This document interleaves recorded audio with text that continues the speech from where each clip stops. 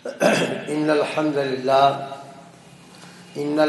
لله نحمده ونستعينه ونستغفره ونستهديه ونستنصره ونعوذ بالله من شرور أنفسنا ومن سيئات أعمالنا من يهده الله فلا مضل له ومن يضلله فلا هادي له وأشهد أن لا إله إلا الله وحده لا شريك له وأشهد أن محمدًا عبده ورسوله أما بعد فإن أحسن الحديث كتاب الله وخير الهدي هدي محمد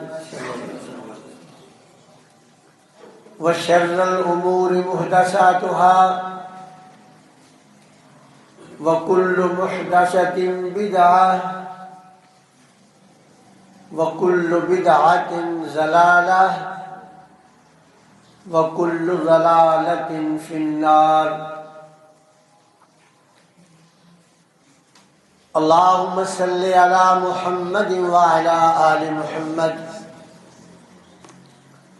كما صليت على إبراهيم وعلى آل إبراهيم إنك حميد مجيد اللهم بارك على محمد وعلى آل محمد كما باركت على إبراهيم وعلى آل إبراهيم إنك حميد مجيد أعوذ بالله من الشيطان الرجيم بسم الله الرحمن الرحيم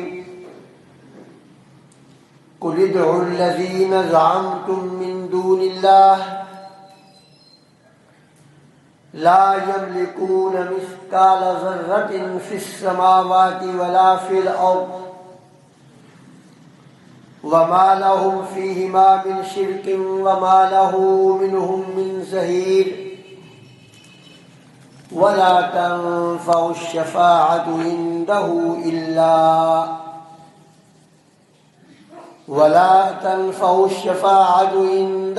إلا لمن أذن له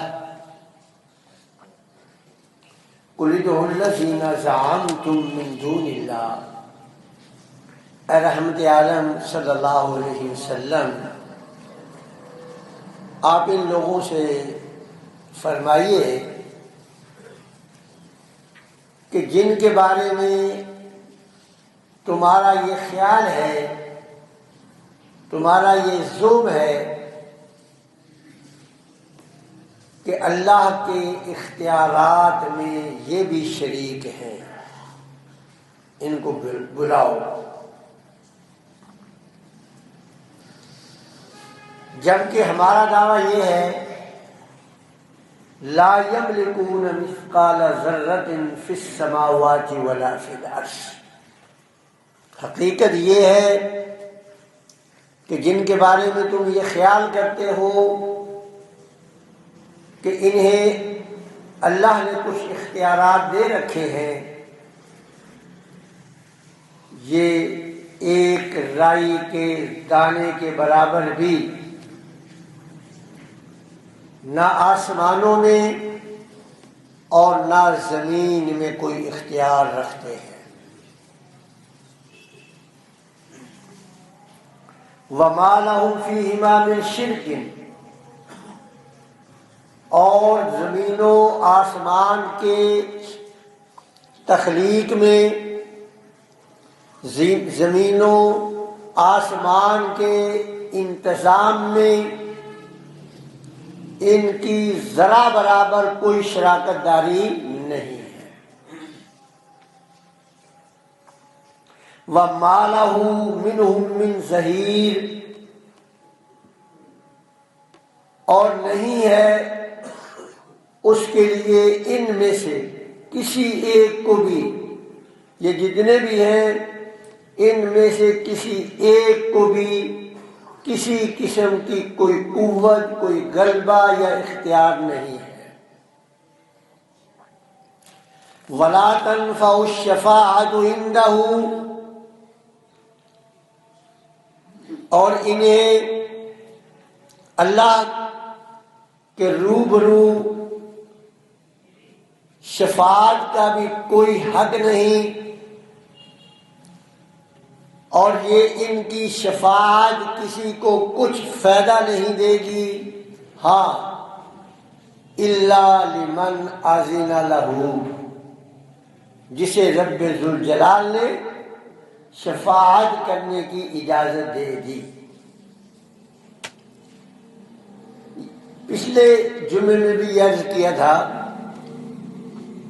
کہ شفاعت کا یہ عقیدہ، یہ بے عملی کی ایک بہت بڑی بنیاد بن گیا ہے۔ اس میں کوئی شک نہیں کہ شفاعت ہوگی، شفاعت کی جائے گی، شفاعت اللہ منظور بھی فرمائے گا، لیکن اس کی کچھ حدود و قیود ہیں۔ شفاعت ہوگی، منظور بھی ہوگی، لیکن اس کی کچھ حدود و قیود ہیں۔ رب ذوالجلال کی طرف سے کچھ پیکج ہیں انسانوں کے لیے، لیکن ان پیکج کی کچھ حدود ہے۔ ایسا نہیں ہے کہ اگر اللہ کے رب العزت کی طرف سے کوئی پیکج ہے تو وہ ہر ایک کے لیے ہے، ایسا نہیں ہے۔ جس کی مثال آپ اس طرح سمجھ لیں کہ نبی اکرم صلی اللہ علیہ وسلم کا فرمان ہے، سبحان اللہ والحمد للہ تملأان ما بین السماء والارض۔ رسول اللہ نے فرمایا کہ سبحان اللہ اور الحمدللہ یہ کہنے سے زمین و آسمان کے اندر جو خلا ہے یہ بھر جاتا ہے۔ اب آیا ہر بندے کے کہنے سے بھر جائے گا؟ بھرتا ہے، اس میں کوئی شک نہیں۔ سبحان اللہ والحمدللہ کہنے سے زمین و آسمان کا خلا جو ہے یہ نیکیوں سے بھر جاتا ہے، اس میں کوئی شک نہیں۔ کیا یہ پیکج ہر بندے کے لیے ہے؟ کتاب و سنت کا مطالعہ کریں تو پتہ چلتا ہے کہ یہ پیکج ہر بندے کے لیے نہیں ہے۔ اس کی یہ لمٹ بتا دی گئی ہے کہ زیادہ سے زیادہ یہ اتنا ثواب ملتا ہے، ہر ایک کو اتنا نہیں ملتا۔ جس کے لیے ایک دوسری حدیث سے میں مدد لوں گا کہ ایک دفعہ حضرت عمار ابن یاسر رضی اللہ تعالی عنہ نبی کریم صلی اللہ علیہ وسلم کے پاس آبدیدہ ہو کر آئے، آنکھوں میں آنسو بہہ رہے ہیں، افسردہ ہے۔ پوچھا عمار کیا بات ہے؟ کہا اللہ کے رسول صلی اللہ علیہ وسلم خالد نے مجھے سخت سست کہا ہے، خالد بن ولید نے مجھے سخت سست کہا ہے۔ خالد کو بلا لیا اللہ کے رسول صلی اللہ علیہ وسلم نے، خالد سے پوچھا، انہوں نے کہا اللہ کے رسول مجھے انہوں نے ایسے کہا، میں نے اس پر ایسے کہہ دیا۔ آپ نے فرمایا خالد سن، اگر یہ یعنی عمار ابن یاسر یا وہ جو اس کے دور میں مسلمان ہوئے تھے، آغاز اسلام میں جو مسلمان ہوئے تھے، وہ اور تم جو ہجرت نبوی کے بعد مسلمان ہوئے ہو، اگر عمار ابن یاسر یا ان کا کوئی معاصر 2.5 کلو جو اللہ کی راہ میں خرچ کر دے،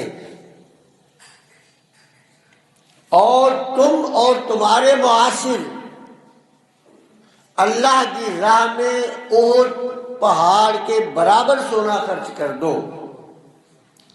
تو ثواب میں تم ان کے ہم پلہ نہیں ہو سکتے۔ ثواب میں تم ان کے ہم پلہ نہیں ہو سکتے۔ اب اس روایت سے کیا پتہ چلا کہ اللہ کی طرف سے جو پیکج ہے وہ سب کے لیے نہیں ہے۔ اب عمار ابن یاسر اور ان کے ہم نوا، ان کے معاصر 2.5 کلو جو خرچ کر دے تو وہ احد پہاڑ کے برابر سونا خرچ کرنے سے زیادہ ثواب لے جائے۔ اسی طرح رسول اللہ صلی اللہ علیہ وسلم نے فرمایا اتقوا النار ولو بشق تمرہ۔ بعض خوش نصیب ایسے بھی ہیں کہ آدھی کھجور کسی کو اللہ کے لیے، اللہ کی رضا کے لیے توڑ کر دے دے تو وہ جہنم سے آزاد ہو جائے، جنت میں داخلہ ان کے لیے لازم ہو جائے۔ کیا یہ پیکج سب کے لیے؟ تو اس لیے شفاعت بھی ایک پیکج ہے، یہ سب کے لیے نہیں ہے، اس کی کچھ شرائط ہے۔ یہ کن کو ملنی ہے شفاعت، کن کے لیے فائدہ مند ہوگی اور کب ہوگی؟ رسول اللہ صلی اللہ علیہ وسلم نے فرمایا کہ قیامت کے دن 3 اوقات ایسے آئیں گے، قیامت کے دن 3 اوقات ایسے آئیں گے کہ شفاعت تو بڑی دور کی بات ہے، کوئی کسی کو یاد بھی نہیں رکھے گا۔ 3 اوقات ایسے ہیں بڑے بڑے، قرآن نے بھی اس کی نشاندہی کیا، فرمایا وَلَا يَشْفَعُونَ إِلَّا لِمَنِ ارْتَضَىٰ وَهُمْ مِنْ خَشْيَتِهِ مُشْفِقُونَ۔ جن کو رب ذوالجلال نے شفاعت کی اجازت دینی ہے، سفارش کرنے کی، جن اپنے برگزیدہ بندوں کو اللہ نے شفاعت کرنے کی اجازت دینی ہے، ان پر بھی ایک وقت ایسا آئے گا کہ وہ ہم من خشیتہ مشفقون، وہ بھی اللہ کے ڈر کی وجہ سے خوفزدہ ہوں گے۔ ایک وقت ان پہ ایسا بھی ہے۔ بعد میں شفاعت تو اس وقت ہوگی جب وہ خوف ٹل جائے گا، لیکن جب خوف کے عالم میں ہے تو انہیں خود اپنی فکر ہوگی، وَهُم مِّن خَشْيَتِهِ مُشْفِقُونَ، وہ اللہ کے ڈر کی وجہ سے، اللہ کے خوف کی وجہ سے وہ خود خوف زدہ ہوں گے۔ وہ 3 اوقات کون کون سے ہیں؟ رسول اللہ صلی اللہ علیہ وسلم نے فرمایا کہ ایک وہ وقت جب قبروں سے انسانوں کو اٹھایا جائے گا، قیامت کا زلزلہ جب برپا ہو جائے گا، قبروں سے اٹھایا جائے گا نا، بڑا خوفناک منظر ہوگا۔ تذہل کل مرضعۃ عما ارضعت وتضع کل ذات حمل حملہ۔ اتنا خوفناک منظر ہوگا کہ دودھ پلانے والی، اب ذرا غور کرے کہ ماں کی جو مامتا ہے وہ اپنے بیٹے پہ کتنی مشفق ہوتی ہے۔ ماں جو ہے اپنے بیٹے کے لیے کتنی مشفق ہے، کتنی نرم دل ہے اپنے بیٹے کے لیے، لیکن وہ ایسا مرحلہ ہے، اللہ فرماتے ہیں وَتَذْهَلُ كُلُّ مُرْضِعَةٍ عَمَّا أَرْضَعَتْ، کہ ماں جو ہے اپنے دودھ پینے والے بچے کو، جس نے اس نے دودھ پلایا نا، ماں اس کو بھول جائے گی، اس کو نہیں یاد۔ وَتَضَعُ كُلُّ ذَاتِ حَمْلٍ حَمْلَهَا، اور اگر کوئی حاملہ ہوئی تو مارے خوف کے حمل گرا دے گی۔ اس لیے شفاعت ایک وقت ایسا آئے گا کوئی کسی کو نہیں یاد کرے گا، اور رسول اللہ صلی اللہ علیہ وسلم نے فرمایا کہ دوسرا وقت وہ ہوگا جب نامہ اعمال تقسیم کیے جا رہے ہوں گے، اس وقت کوئی کسی کو نہیں یاد کرے گا، ہر ایک کو اپنی اپنی پڑی ہوگی کہ مجھے جو دیا جا رہا ہے اس میں کیا لکھا ہے۔ اور تیسرا وقت رسول اللہ صلی اللہ علیہ وسلم نے فرمایا وہ ہے جب یہ کہا جائے گا وَإِن مِّنكُمْ إِلَّا وَارِدُهَا كَانَ عَلَىٰ رَبِّكَ حَتْمًا مَّقْضِيًّا، جب اللہ کی طرف سے یہ اعلان ہوگا کہ مجھ پر لازم ہے کہ میں نے جس کو بھی جنت میں داخل کرنا ہے اسی سے گزار کے کرنا ہے، جسے عرف عام میں پل صراط کہتے ہیں، اس مرحلے میں بھی کوئی کسی کو نہیں یاد کرے گا۔ تو اس لیے یہ تین اوقات تو ایسے ہیں کوئی کسی کو یاد ہی نہیں کرے گا، اپنی اپنی بڑی ہوگی۔ اور جب وہ اللہ سے جو ڈرنے والے ہیں، خوف زدہ ہیں، جب انہیں اپنا نامہ اعمال پڑھ کر جنت کی بشارت مل جائے گی، اب آئے گا شفاعت کا معاملہ، لیکن وہ بھی ہر ایک کے لیے نہیں ہے، اس کے لیے بھی کچھ شروط و قیود ہیں۔ پہلی شرط یہ ہے کہ شفاعت اس کے لیے ہے جو مومن ہے، ایمان ہے، عقیدہ درست ہے۔ اگر عقیدہ درست نہیں ہے، عقیدے میں شرک ہے،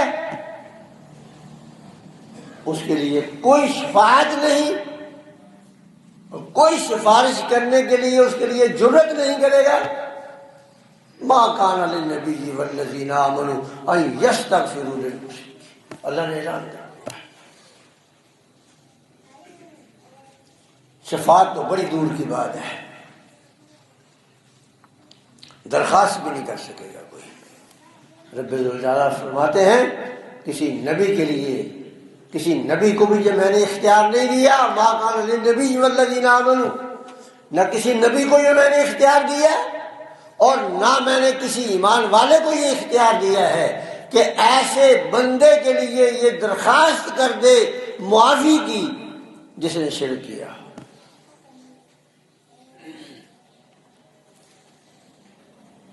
پہلی شرط یہ ہے کہ عقائد درست ہو۔ دوسری شرط یہ ہے اعمال صالحہ۔ اگر اعمال صالحہ نہیں ہے تو پھر بھی شفاعت کی امید نہ رکھنا۔ آپ صلی اللہ علیہ وسلم نے اپنے آخری اوقات میں اپنی لخت جگر فاطمہ الزہرا رضی اللہ تعالی عنہا کو طلب کیا اور کہا بیٹی ہونے کے ناطے آپ کے مجھ پر حقوق ہیں، لیکن یہ بات یاد رکھ، لا اغنی عنک من اللہ شیئا، اور اگر ایسا نہ ہو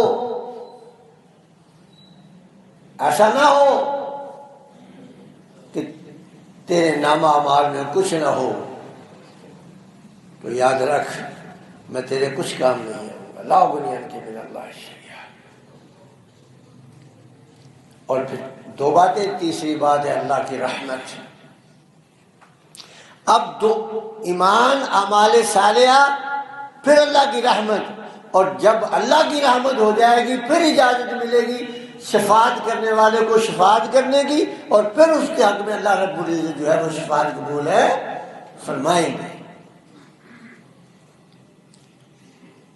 اور باقی جو جھوٹی امیدوں کے سہارے زندہ رہے اور عقیدہ رکھتے رہے کہ یہ ہماری شفاعت کریں گے، ایمان سے خالی، اعمال صالحہ سے خالی، اور محض عقیدہ رکھا، وہ کیا کہیں گے قیامت کے دن؟ وقال الذين كفروا ربنا ارنا الذين اضلانا من الجن والانس، وہ کہیں گے یا اللہ وہ جو جن اور انسان جو ہمیں جھوٹی امیدیں دلاتے تھے اور جھوٹی امیدیں دلا دلا کر جنہوں نے ہمیں راہ راست سے بھٹکا دیا، گمراہ کر دیا، آج وہ کہاں ہے؟ ان کو وہ دکھا ہمیں۔ نجعلہما تحت اقدامنا، کل جن کے پاؤں ہم چومتے تھے، کل جن کے پاؤں ہم چومتے تھے، جن کے پاؤں پہ سجدے کرتے تھے، جن کے گھٹنوں پہ ہاتھ رکھتے تھے، کہاں ہے وہ آج؟ ہمیں دکھا۔ آج ہم کیا ان کے ساتھ برتاؤ کریں گے؟ نجعلہما تحت اقدامنا، آج اگر وہ کہیں ہمیں مل جائے نا تو ہم ان کو اپنے پاؤں کے نیچے روند ڈالیں گے۔ آج ہم ان کو اپنے پاؤں کے نیچے روند ڈالیں گے، ہمیں دکھا دیا جائے۔ تو میرے بھائیوں، میں نے گزشتہ جمعے میں بھی عرض کیا تھا کہ یہ جو تین قسم کے جو لوگ ہیں نا، ایک تو وہ جنہوں نے خود کہا، جنہوں نے خود کہا، ان کے بارے میں تو یہ عقیدہ ہوگا کہ یا اللہ یہ ہمیں کہتے تھے، انہوں نے ہمیں کہہ کر بے عمل بنا دیا۔ اور آج بھی اللہ ہمارے جو دین کے دائی ہیں نا ان کو سمجھ دے، وہ آج ہمارے جو دین کے دائی ہیں نا وہ صرف آپ کو پیکج والی آیتیں اور پیکج والی احادیث سناتے ہیں، یہ نہیں بتاتے کہ یہ پیکج کیا تم سب کے لیے۔ لوگوں کو فضائل کی روایات سنائی جاتی ہے، چھوٹے چھوٹا نیکی پہ بڑے بڑے درجات کی نویدیں سنا دی جاتی ہیں، اور یہ نہیں بتایا جاتا کہ بھئی یہ اس میں کوئی شک نہیں، فضائل ہیں۔ جیسے میں نے عرض کیا کہ رسول اللہ نے فرمایا کہ سبحان اللہ الحمدللہ، بلکہ ایک روایت میں تو صرف سبحان اللہ کہنے کا اس کا بھی یہ ثواب بتایا کہ جو آدمی سبحان اللہ کہتا ہے زمین و آسمان کا خلا اللہ نیکیوں سے بھر دیتا ہے۔ لیکن اس کے لیے شرط ہے، ایسے نہیں ہے کہ ہر ایک کے لیے ہے۔ اتنی بڑی نیکیاں لینے کے لیے اتنی بڑی محنت کی بھی ضرورت ہے۔ ایسے نہیں رسول اللہ نے عمار بن یاسر کو کہہ دیا تھا، خالد بن ولید کو، کہ اس کے 2.5 کلو جو تیرے اونٹ پہاڑ سونا خرچ کرنے سے بہتر ہے، اس لیے کہ یہ وہ عمار بن یاسر تھا جسے ٹانگوں سے گھسیٹ کر تپتی ہوئی ریت اور گرم پتھروں کے اوپر گھسیٹا جاتا تھا اور کہا جاتا تھا کہ کلمہ چھوڑ دو، اور کہا کہ نہیں، کلمہ نہیں چھوڑوں گا۔ یہ درجہ ایسے نہیں مل گیا۔ امام شافعی رحمہ اللہ، امام ابو حنیفہ رحمہ اللہ کے استاد ہیں، تابعی ہیں، بڑا درجہ ہے امام احمد شافعی کا، بیٹھے ہیں پڑھا رہے ہیں شاگردوں کو، تو بات چلی رسول اللہ صلی اللہ علیہ وسلم کے دور کی، تو ایک ان کا شاگرد کہتا ہے امام شافعی سے کہ امام صاحب کاش ہم بھی اس دور میں ہوتے ہیں، کاش ظاہر دور تو بڑا سنہرا ہے، رضی اللہ عنہ ورضوا عنہ، اس سے بڑی اور کیا بات ہو سکتی ہے کہ اللہ کہتے میں راضی ہوں؟ اس سے بڑی کو خوش قسمتی ہے کہ اللہ کہتے میں راضی ہوں تجھ پہ، جا۔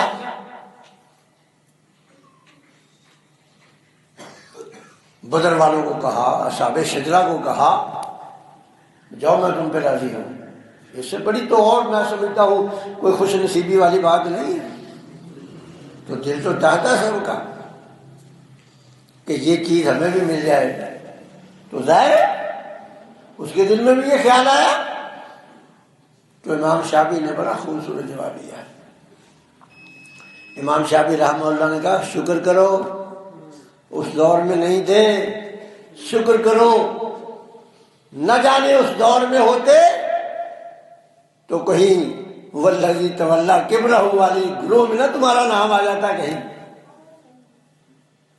تو یہ جو پیکج ہے نا بڑے بڑے، یہ بڑے بڑے پیکج لینے کے لیے کام بھی بڑے بڑے کرنے پڑتے ہیں۔ ایسا ہی نہیں کہ صبح 10 بجے سو کے اٹھا اور جیسا تیسا وضو کیا، 2 رکعتیں ٹھاں ٹھاں کی اور فارغ ہو گیا۔